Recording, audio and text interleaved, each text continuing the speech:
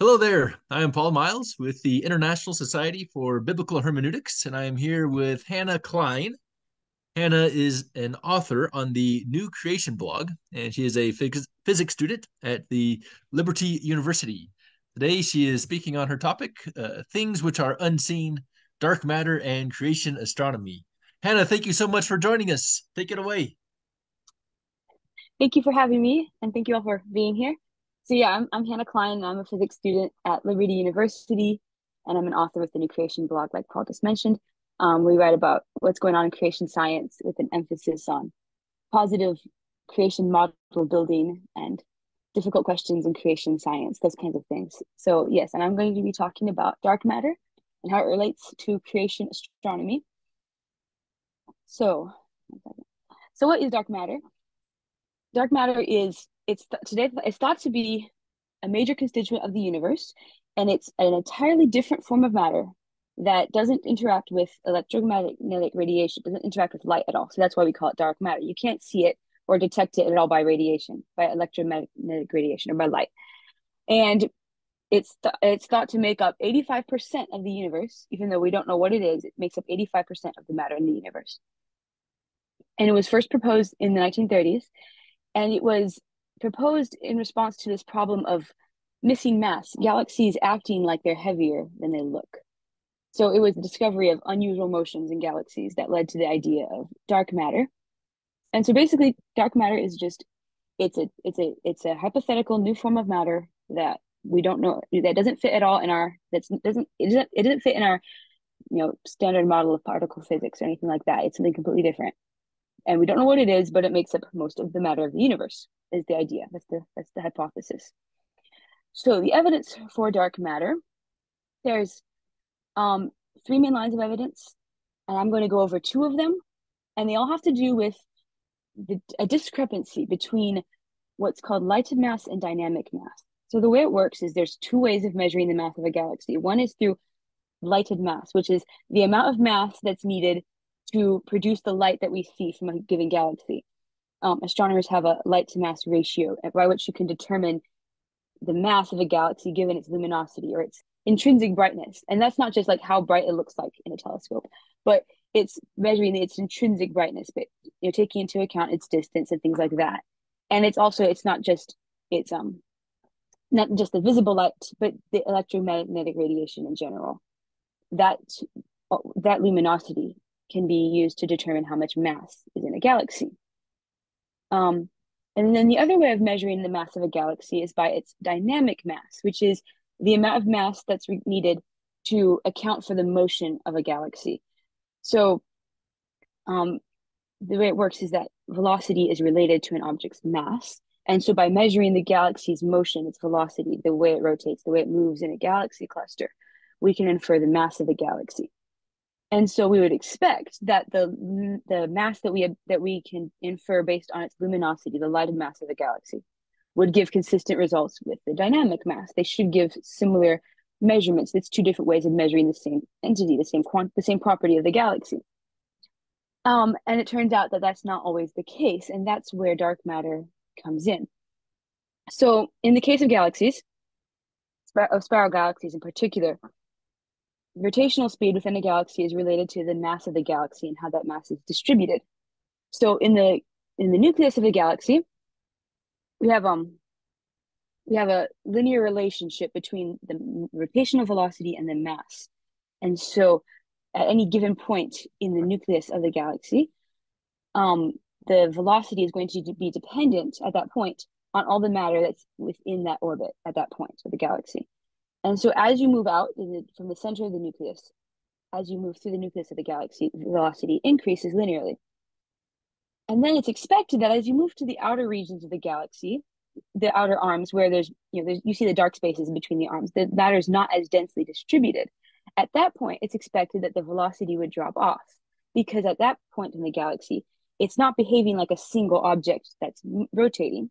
It's behaving more like the matter in the galaxy is since it's more sparsely distributed, behaving more, it's expected to behave more like the planets in the solar system, more like independent objects that are moving around a central mass, a center of gravity.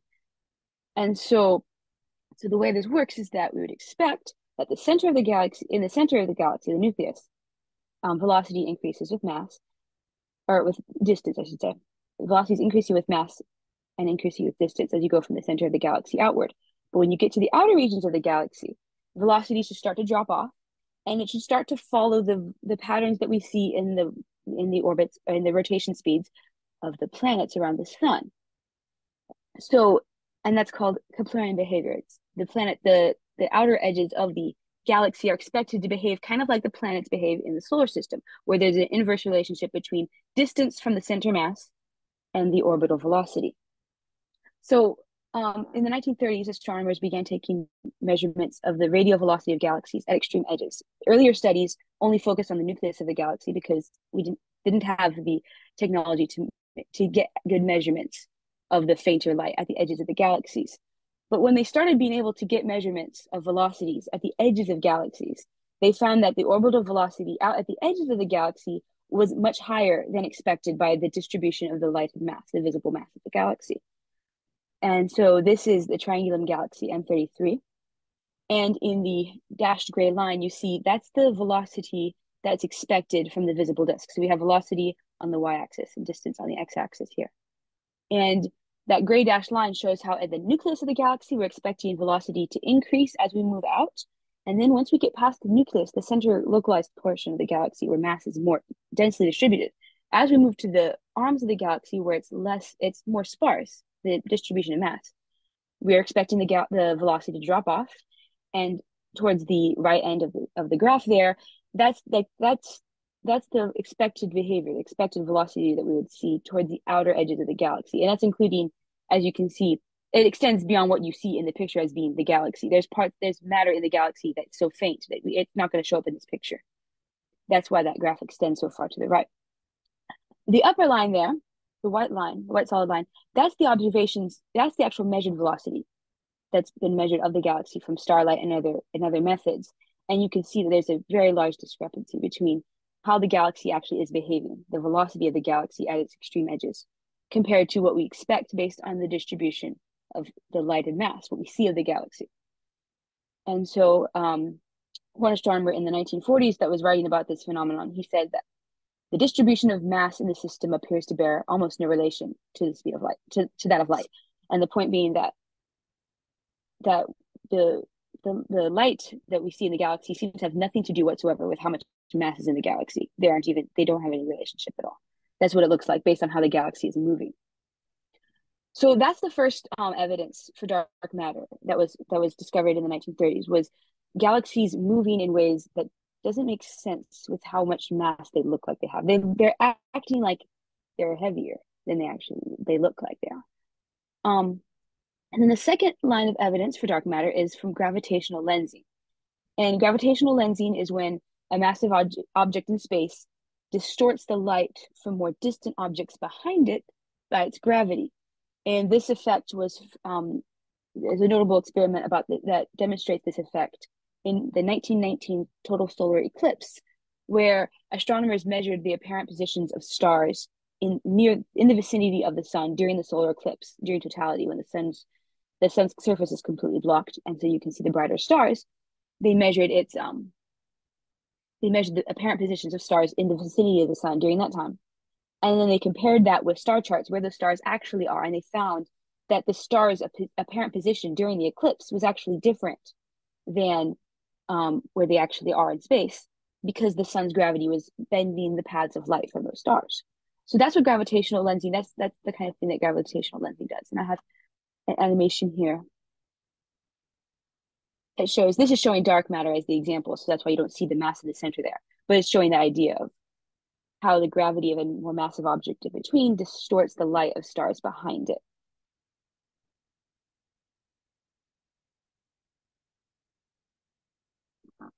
So the amount of distortion produced by an object allows us to calculate the mass of the object. So this is similar to the logic that is going on with spiral galaxies. By this time, instead of its velocity, we're looking at the amount of distortion it's producing on more distant objects behind it, the gravitational lensing that's occurring. And measurements of the masses of galaxy clusters by modeling the gravitational lensing they cause that's shown a consistent discrepancy again between mass inferred from gravitational lensing and the mass inferred from the luminosity of the galaxy cluster. So this picture is a good example of this phenomenon. So in this picture, the bright yellow objects in the photograph, those are members of a relatively nearby galaxy cluster, compared to compared to what's behind it, obviously, but the blue arcs that you see that kind of curve around the center of the photograph, those are gravitationally lensed images of more distant galaxies behind this cluster. And so astronomers can model the gravitational lensing that's going on in this cluster. And by doing that, they can infer how much mass should be in the galaxy cluster to create this much distortion. And it's been found that this in cases like this, studies like this have shown that the total inferred mass is 5 to 10 times greater than the visible mass of the galaxy cluster. So in this case, we have this picture here. This next slide, this is a gravity map superimposed on that same photo. And this is showing the mass distribution that's required to produce the gravitational lensing that we're seeing in the photograph, which obviously this is much more dense than what we see in this photograph. So this is another case of missing mass. The galaxy cluster is acting like it's heavier than it looks. So those are the two main lines of evidence for dark matter, and they're showing just the general principle too. The general principle is just the dynamic mass studies are showing that galaxies are denser than we are measuring through their luminosity, which implies that there's some sort of matter that's not giving off radiation that's making up a substantial amount of those galaxies. So I wanted to briefly mention a couple creation responses to dark matter. And so first off, one claim that gets made a lot by creationists is that dark matter is just a crutch for the Big Bang. It was just invented to salvage the Big Bang. So John Hartnett says that we need to understand that dark matter was, along with other unknowns, other model-driven assumptions, it was only proposed in the standard Big Bang cosmology to resolve some conflicts between the standard paradigm and astrophysical observations. So in other words, he's saying dark matter is just one of those things that the evolutionists just made up because the Big Bang model wasn't matching reality. And the fact is, evidence for dark matter was known before the Big Bang became the dominant cosmology. Around the time steady state theory was still in popularity, and back when dark matter was first proposed in the 1930s, the Big Bang theory didn't become widely accepted until the 60s. So dark matter predates the Big Bang chronologically. It doesn't make sense to say the evolutionists invented dark matter to save the Big Bang, because dark matter was a concept before the Big Bang was really a dominant cosmology at all. And the other thing is that, like we just saw, the evidence for dark matter is independent of the Big Bang. All these things that we just talked about, this discrepancy between light and mass and dynamic mass and that kind of thing, that's all independent of Big Bang cosmology. We haven't referred to that once this whole time. It has nothing to do with the formation of the universe or things like that.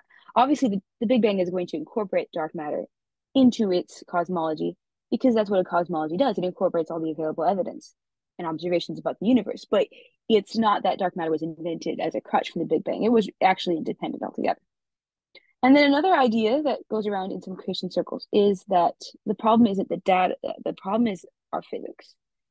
And so one particular idea is that, well, we need to modify our understanding of physics. So some people suggest we use a modified form of Newtonian dynamics, which basically it does some tweaks on Newton's second law, and that's supposed to explain the discrepancy that we're seeing in mass distribution studies of galaxies. So the claim is that, well, this unexpected data isn't due to a new form of matter. It's just a glitch in our physics. That's the idea. The problem is, if that's true, if the problem isn't that if the problem is really just with our physics, then the discrepancy that we see that leads us, the lines of evidence that we see that make us think that dark matter is a thing, that should be consistent across all objects that we study. There should be a consistent discrepancy between dynamic and light and mass. It should be a systemic error. But in reality, not all galaxies have the same amount of dark matter. And some galaxies don't actually have any dark matter. So it turns out that in some cases, the absence of dark matter is actually strong evidence for it. It's not a consistent thing that all galaxies, given this luminosity, appear to have this much mass. And that's because we got something wrong with how we're measuring mass in a galaxy based on the dynamics of the galaxy. this is not, it's not a consistent discrepancy. Some galaxies have more, some have less, and some have none, which seems to imply that this is actually a case of there's a different type of matter out there that we need to reckon with. And the other thing is too that problems involving missing mass have a precedent in astronomy. So one example of that is Neptune, the discovery of Neptune. It was discovered because astronomers noticed things in the orbit of Uranus that didn't make sense with what was predicted by theory, and that got them thinking perhaps there's something out there that's gravitationally affecting the orbit of Uranus, and making it not match what we're expecting. There's some other mass out there, and that's how they discovered Neptune. And the same thing happened with some of Saturn's moons, with interactions with the rings of Saturn, and there's other cases like that too. So it appears that dark matter is just another one of these exciting discoveries that's waiting to happen. And of course, sometimes the problem there is it is we need to update our physics. There's cases like that as well in astronomy, but in this case, it does look like that the solution probably is a new form of matter that we haven't discovered yet. So how should we think about dark matter? First off, we should be scared away by the idea that dark matter is just a Big Bang concept. The two aren't, they're independent of each other. The evidence for dark matter is based on observational science. It's not a paradigm-based concept, and it's something that we need to fit into our models of creation astronomy, which just like the Big Bang has been doing as well. They've been incorporating dark matter into their cosmology and using it to explain things, because that's what we have to, that's what you do with in a cosmology. You're trying to explain all the available data. So that's what we need to do in creation astronomy too, is we need to start figuring out how to explain this, how to make sense of this. But in conclusion, it's an exciting new frontier. It's exciting to find new things out there that we have no idea what they are, and they're just waiting. They're waiting for to be discovered. As Proverbs 25:2 says, it's the glory of God to conceal a thing, and it's the glory of kings to search out the matter. And that's really exciting. So that concludes my presentation. I thank you kindly for your attention.